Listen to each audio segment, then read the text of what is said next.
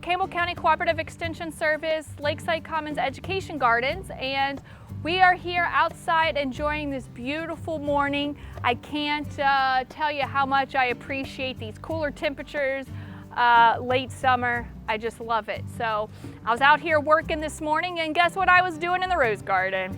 Weeding. And I think this time of year we're getting a little tired of weeding, and but it's part of gardening, I'll tell you. So we've started and we try to do different types of managements as far as weed management, and I'll share with you a few of those. So this place is definitely not perfect, but we are trying our best. And if you have any suggestions, either weed management that's working in your garden, why don't you call me? Let me know what you've been doing, and I'd love to hear, I'd love to learn from you. If you need more information about this or anything else that you've been watching, of course, reach out to me. So I'll start with my favorites, all right? This weed torch here. This is awesome. And I like to use this in walk paths, okay? I bought this online for 25 bucks. You can get different sizes.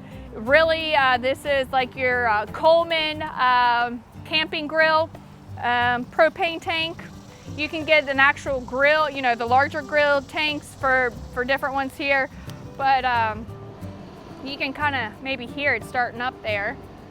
But I like to use this in our walkways, not in mulched areas, especially in the summer months. But you don't want it to go catch on fire.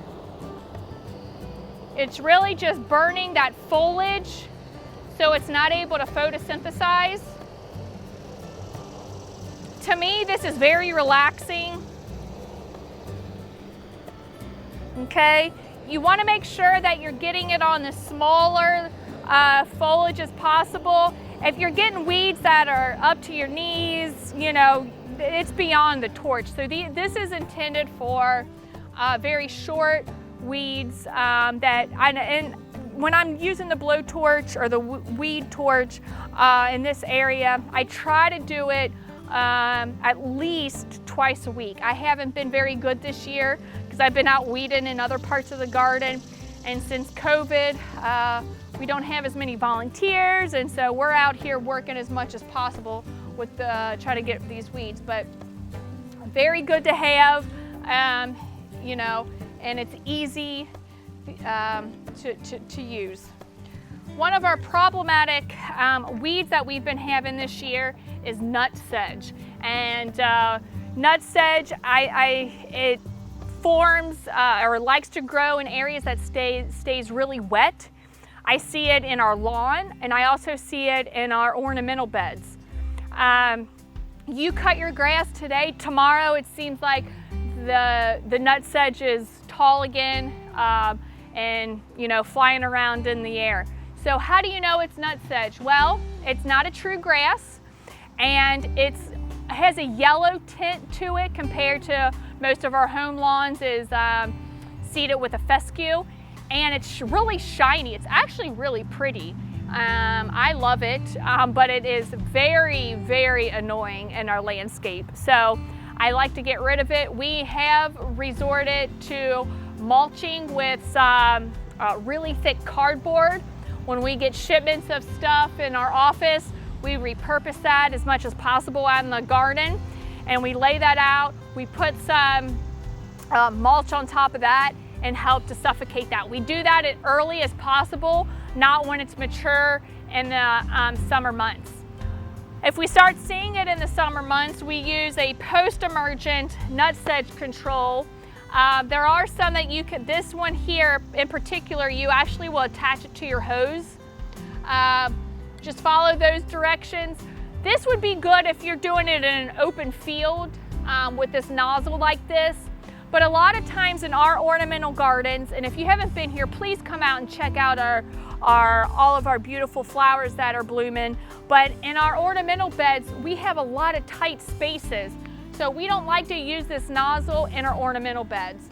Instead, we'll buy the concentrate, and we'll actually use a pump spray that has the nozzle here that we can really focus in on those nutsedge plants. So this is more for getting good control, because this particular product, still learning from it, but some ornamental plants and annuals can be controlled with it as well, or it shows some symptoms of burn. So we just want to be very cautious of that, of how we're applying. And very similar, or not similar, but when we're applying any type of product, no matter if it's organic or synthetic, always, always, always read the label and make sure it's not windy. So we're getting a little wind today. I wouldn't be scared to use more of this nozzle here that has that direct. I can get it really focus in on the plants. It's cool today. A lot of these herbicides and pesticides have temperature range of when they're effective, and make sure again you read that label. I know usually some of our herbicides range from 55 degrees to 70, 75 degrees.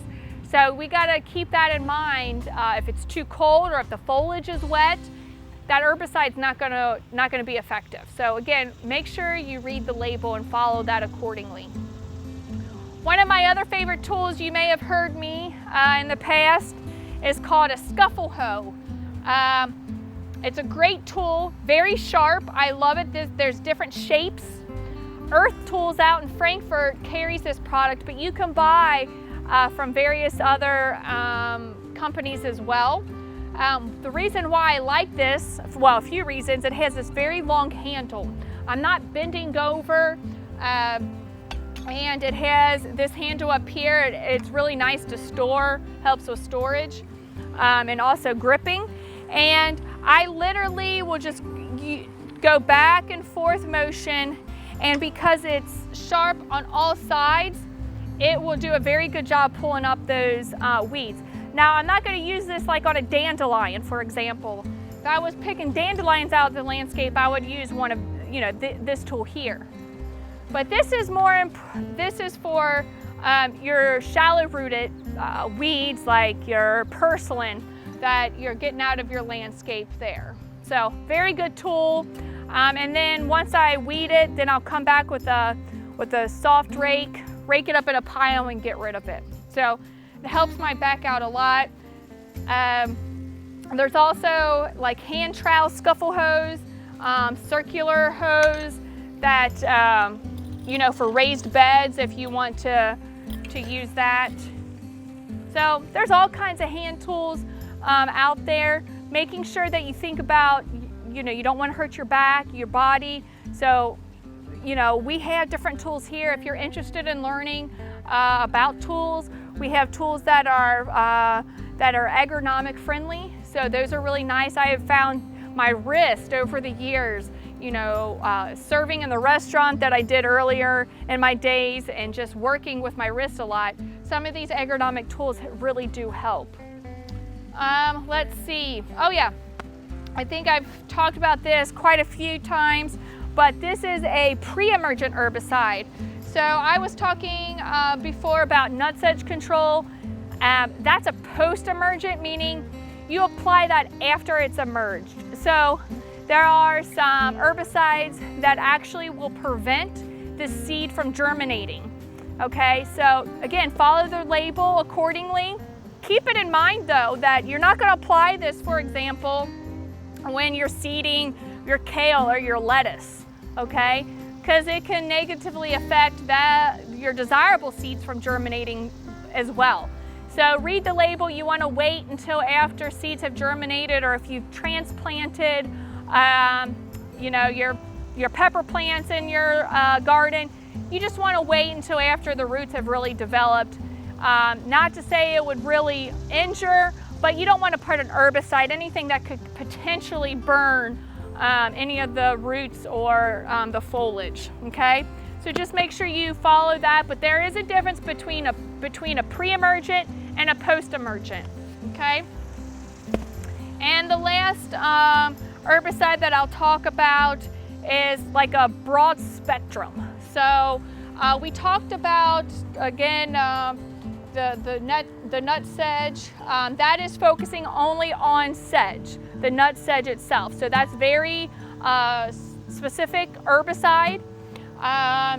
The Preen here product, the pre-emergent, has it's able to control a broad spectrum of weeds from germinating, both in the spring and fall and winter weeds.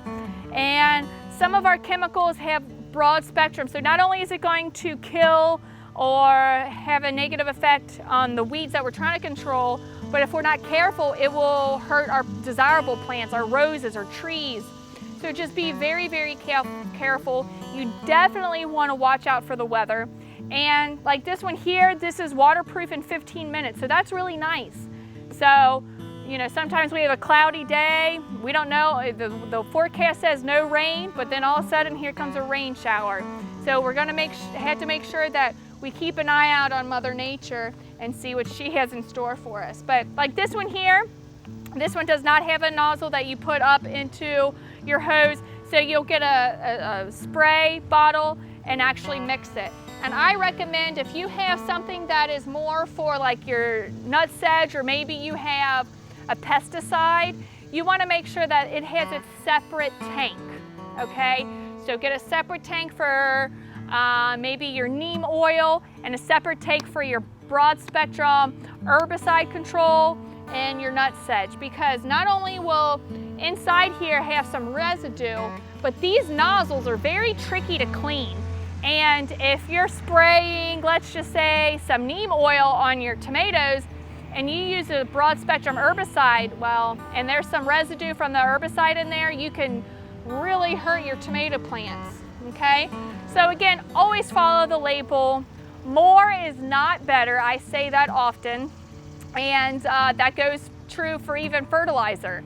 So always follow the label, and if you have any questions about pest identification, weed management strategies, weed identification, or just share with us, a wonderful recipe that you tried from one of ours, or you have one of your own. I would love to see your pretty flowers growing in your landscape. Please share with me. I have my email. We have a Facebook page. Call me anytime. Come into the garden. I'd love to see you. Thank you for watching, and happy gardening.